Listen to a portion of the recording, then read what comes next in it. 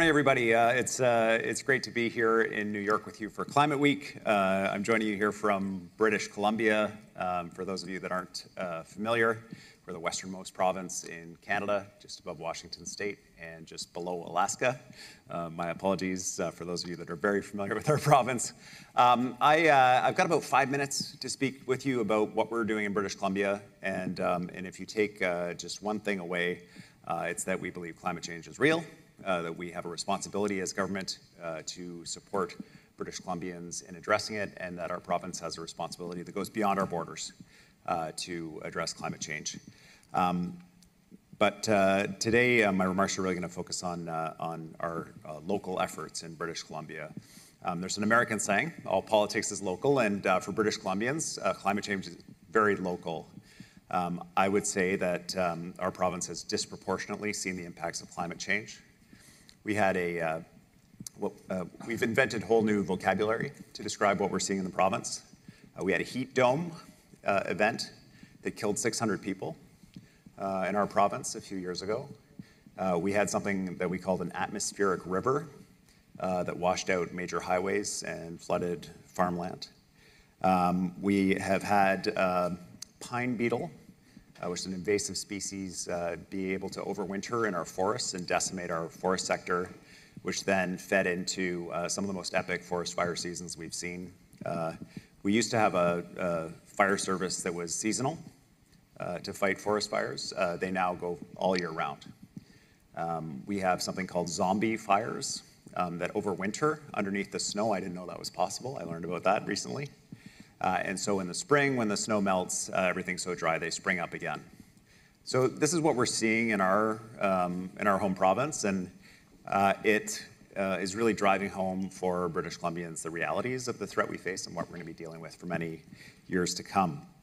And it's very clear to me that it's up to us as elected officials and those who lead companies and who are involved in organizing communities to work together to address this very serious challenge that we face. We're not waiting around to hopefully that some new technology will come along to remove all the carbon and we'll be fine. British Columbia has been working at this issue for some time.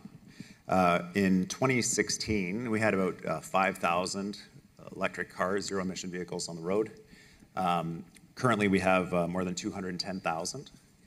We put in place a system of incentives and subsidies to support that transition, including charge points all along our highways.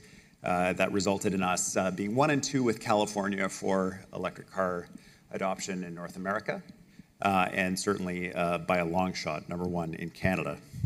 One of the reasons why we've been successful in this is one of our big advantages in British Columbia. We have access to clean, cheap electricity.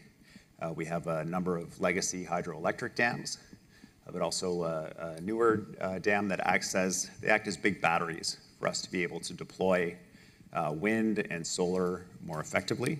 We're doubling down on that. We've done 2 calls for power. We have $32 billion in investment going into expanding our electrical grid right now to expand that advantage.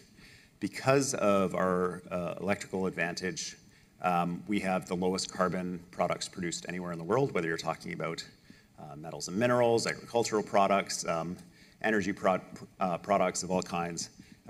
We have the lowest carbon products that the world needs. And so the $36 billion investment is about additional transmission lines, wind and solar projects, and we have a call out now for firm power, which could be geothermal, tidal, some wind resources, or hydroelectric, or others. And so if you're in the electrical sector, please have a look at BC Hydro. While sustainable electricity producers are being chased out of other jurisdictions, we are welcoming them with open arms in British Columbia. We're also supporting British Columbians as well, because one of the things that we've seen in our jurisdiction is that when affordability is threatened for people, climate action tends to be one of the first things to go. We had a very lively debate about a consumer carbon tax in our province over the last election and nationally. And so we've made sure that we have resources to support people who are using electricity to keep their rates low. We have $700 million in incentives and rebates to support people in being able to transition to and use electricity instead of higher carbon energy products.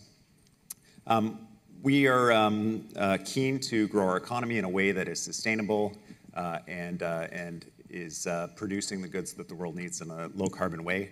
One of our biggest projects right now is a transmission line to the northwest of the province that will feed 11 different mines in the northwest. We call it the Critical and Conservation Corridor. It's done in partnership with First Nations, and the work is about producing critical metals and minerals in a low carbon way. And our hope is that the world recognizes that through carbon border adjustment mechanisms, through the London Metals Exchange sustainability market that are setting up around low carbon metals, because right now it just goes into the market and we don't see that kind of advantage. But we are pressing ahead because we think that is where the world is going, and we're very excited about that. In short, it's hard to tell you all the amazing things that are happening in our province in just 5 minutes, but I hope you get a bit of a picture about where we're going.